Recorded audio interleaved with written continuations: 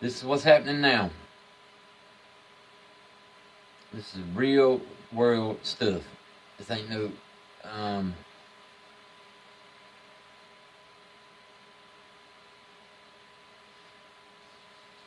conspiracy theory. This is conspiracy fact. Got you some proof right here. Well, I got some evidence. How about that?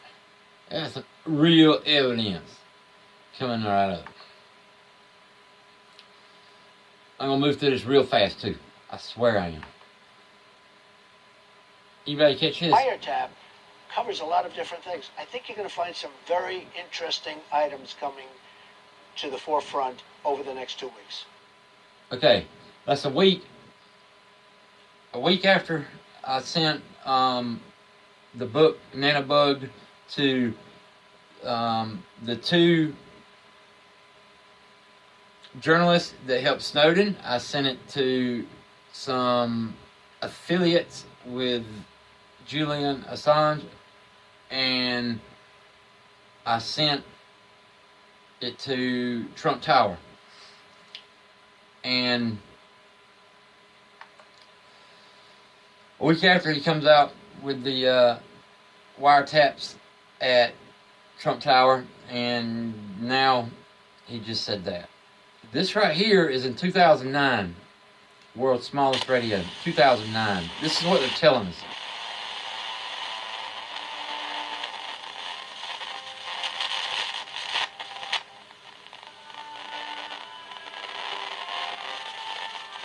See this vibration is right here, if you can see my, right here in this cat whisker looking thing. I don't know if that is a cat whisker. This is 10 times smaller than a red blood cell. This radio is. And I got the schematics on it.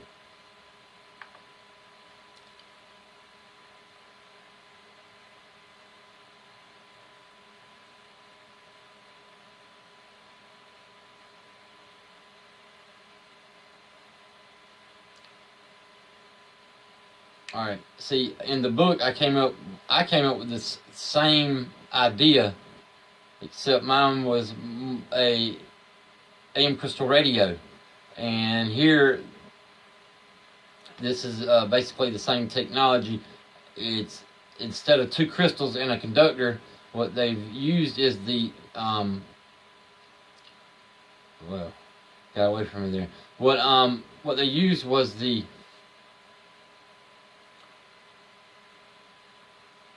carbon nanotube as one of the crystals. So it's vibrating right here, and this right here is the other part of the crystal, and it takes no batteries at all, AM crystal radio, and they don't need the amplifier system in the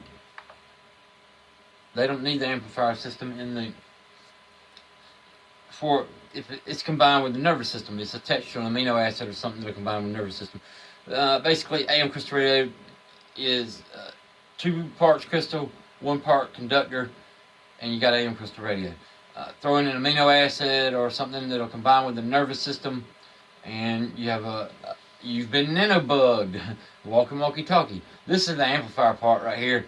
This part right here that comes around, and it takes the leftover electrons coming from the end of the nanotube that is vibrating to the exact same frequency as the sound that went to the microphone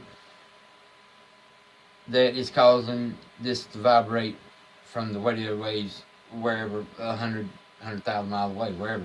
But anyway, this right here is the amplifier part. It doesn't need all it is, this right here. It's this and this. It's that and that. Then you attach an amino acid right here, you put it in somebody's food or drink, bam, you got a walkie-talkie. Alright, because this works in reverse. Trust me, it does. But I'm moving through this real quick. Technological progress. Y'all see what Einstein said there. Alright. Now, I'm gonna let y'all can rerun this and pause it if you want to and read all this. I'm just gonna tell you what basically it says and move on to the next thing. So those got something else they'd rather do, they get the gist up and they can move on. All right, Department of Defense, 2003, the government set it up where they got their hands in all the nanotechnology stuff going on. And they even try to do it overseas too. So, through the UN and stuff. So, yeah, which is probably a good idea. But then on the other hand, I don't know, the blind leading the blind, right? All right, so the Department of Defense is created a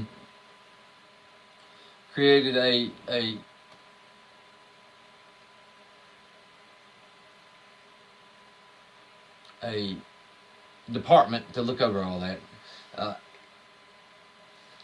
and $3.7 billion was donated to 2005-2008 to nanotechnology by the U.S. government. And other places too. All right. Here's the Science Bulletin. The EEG. This is from Science Bulletin, reputable online science magazine, I guess you call it. Page. So the EEG, that's one of those things you put on your head to detect your brain waves. Well, one of those patterns that is growing in popularity is using that EEG as a way to identify who may be sitting, say, at a computer or in a fighter jet, because your brain waves are unique. And they can also, by your brain waves, determine things about you other than who you are. And I'm going to take this to a whole nother level. Just bear with me on this mind reading thing now. I know I'm the first one to, if not the first one, I'm fixing to be the first one, or I'll be the second one to knock down, to scrutinize conspiracy theories. I take them with a grain of salt. But when you got something, you got something. Sometimes folks have got something. All right, and this mind reading thing right here, I'm finna lay on you. Get this, all right.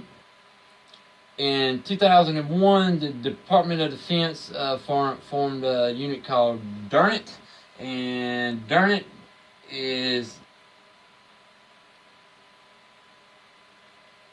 at the universities and places like that are dealing with nanotechnology and controlling what these people, what they're doing with it. And I imagine they're taking stuff out of there and to their own labs and doing the rest of it and what have you. But they're also training people to work with this stuff that they're creating, because they got to have somebody to carry on. And the technology I'm talking about is very, very simple, very, very simple as far as nanotechnology goes.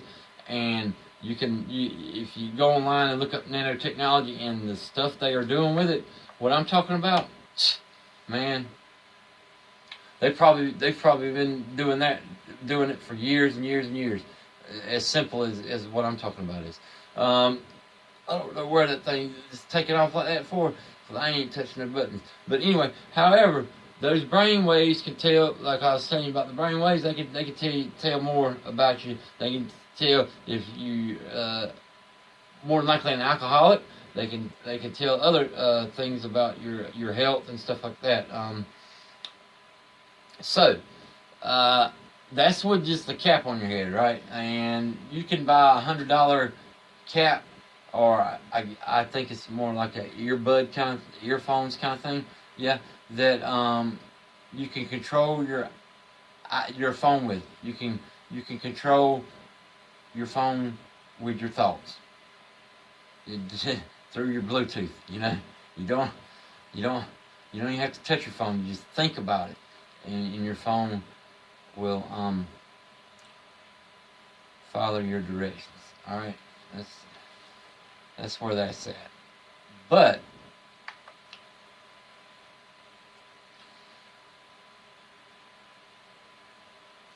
the number one place in the world, according to Google Analytics, that is interested per capita in nanotechnology is Iran. And I compared that right here and right here with Iran and Texas being oil producing places, and which Iran I think is number one in the world. But still, I compared those to see if the nanotechnology had, if the oil had an effect on, them looking it up. And with as many more people that are in Texas, they still don't have the, well, I suppose, I don't know how many people's in Texas, but it's a mighty big place, I would think. I don't know, but what the hell do I know about that? But, so, I threw that out there, I'm taking it back. I'm going to be straight up. I don't know. But, I do know this. According to Google Analytics, Iran is number one. And who's in Iran? But the Taliban. So, you think the Taliban's got nano bug technology? Well, these folks right here done took it to a whole nother level. They have took quantum particles, entangled them, separated them, and put one of them in neurons of some kind of caterpillar worm, and took the other part of the entangled particles, put them in sensors or by sensors that would, and the way entangled particles work is, a quantum entanglement is instantly, when one particle changes, instantly it causes a change in the other one. And it doesn't matter how far they are apart. Galaxies apart. Still does the same thing. A room apart still does the same thing. You get the point. So, the firing of the neurons in the nervous system of that caterpillar causes a change in the entangled particle that is by the sensor, right? So, let's take that other one by the sensor and let's put it in the D-Wave quantum computer. How about that? And put the other one in a human being, or the other ones. So now let's say you got quantum particles all through you, all through your mind, your brain. Wouldn't even know it because they're just like any other particle with a little different spin on it. They go right in there and make themselves at home. Except when there's a change in them, somewhere there is a change in their entangled particle. And if that entangled particle happens to be in one of them D-Wave computers, it's going to map out your brain thoughts, because it's going to compare it. They can compare it to what you're saying, you're talking, in your brain waves, and map that out, and then use that map to interpret your thinking. See how that works? Bam, bam, bam. So, the FBI here says that they, the next platform says that the FBI has strong ties to the quantum computer, and they do that through, they're doing that through a Temporal Defense Systems, which is a contractor that works with the government. And not only is it the FBI, it's also the Homeland Security. And through Temporal Defense System, who tried to get a quantum computer and get the government to pay for it so they could do analytical studies, was shot down by the government and didn't get it on the first bid. And I don't know what the date is on that, but I do know this, that the quantum machines would have been used or are used in defense and intelligence above others,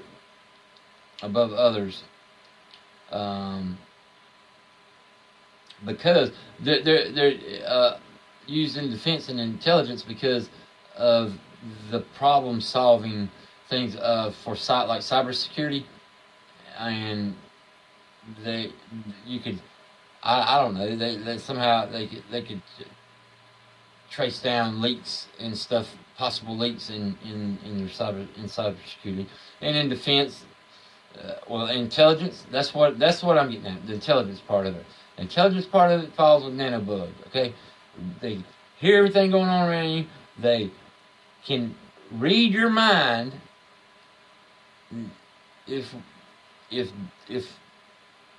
the science bulletin is telling the truth, they're about, and I see no reason why they would lie about something that a university that was going on at like one of those big league universities at Yale or somewhere like that, Princeton, where they did the nano experiment with the caterpillar.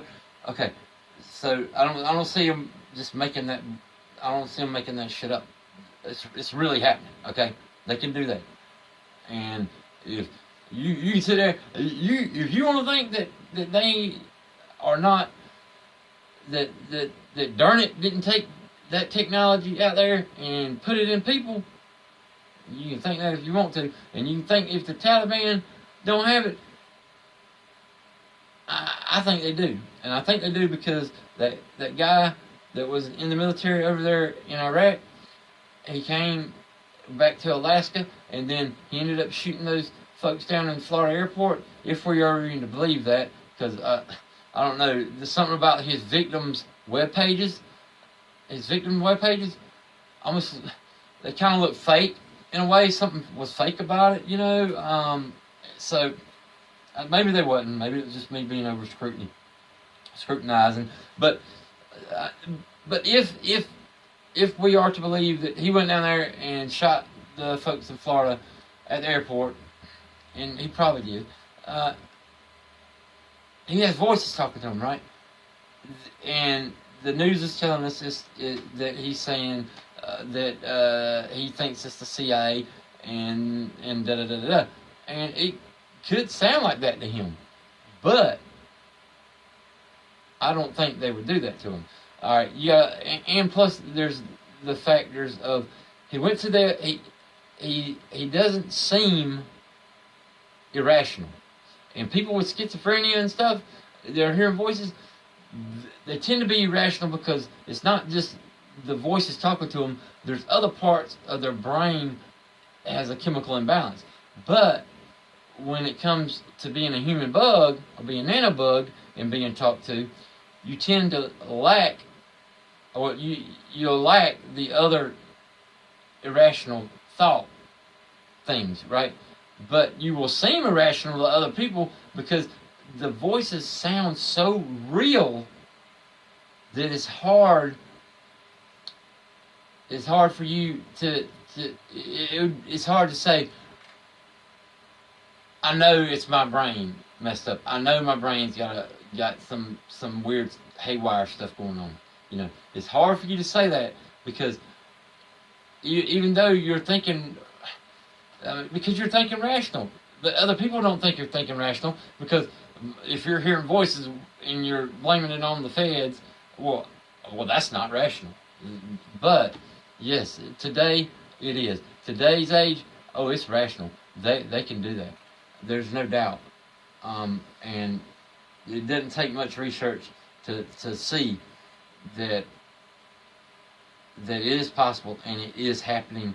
And I got other videos on all that. But like I said, I gotta get all through this. I'm gonna get y'all on out of here. Okay, look, I got some good stuff coming up, so don't leave. All right, as noted above, the compelling novel is this, so you can read that. Come back and read that if you want to. There's some more stuff about the stuff going down over there with the FBI and stuff. And the Homeland Security and Temporal Defense System is a partner of this George Mason University, the Protection of Homeland Security, right here. This right here is also tied into Temporal Defense Systems, who is also tied into the quantum computer. I mean, I'm not saying they're just trying to get a quantum computer to make human bugs with, right? I'm saying that because it can be used for a lot of other things too. But one of the things it is used for would be the nanobug 2.0. Yeah, you know, with the quantum nanobug, not the AM crystal radio nanobug. The book is Nanobug, N-A-N-O-B-U-G-G-E-D. That's one word, two G's. And it is the book of now. And it's a deep trip between perception and reaction that takes you on a twisted journey between yours. It's a true story. And it is just as much a psychology book as it is not a conspiracy theory book, but a conspiracy book. And it's a great read. It's exciting, and just go check it out. Even if you don't read books, just go check it out, and you can read the description of it. I have there at Amazon. If you Google nanobug and spell it like that, N-A-N-O-B-U-G-G-E-D, one word, two G's. If you spell it like that on Google, it's the only one. I'm the only N-A-N-O-B-U-G-G-E-D. I'm number one out there. I think there might be one more. I think he's over in France or something, or some I don't know where he's at. There's one more, but he calls himself Nanobug, some DJ or something. But this is the only book, and it's going to be number one on Google. The first thing up there, and you can click on that. It's got other stuff about it, but it's a great conversation piece. You know, even if you don't read books, read a little bit about it. You know how it works, what I'm talking about, what I'm getting at, and you're sitting around. There ain't nothing left to talk about. Everybody's done run out of things to say. You can save the evening and just open up a whole new world of stuff. You could say, hey, y'all ever heard of nanobug, N-A-N-O-B-U-G-G-E-D, one word, two G's? And lay it on. Y'all have a great day. Thanks for listening.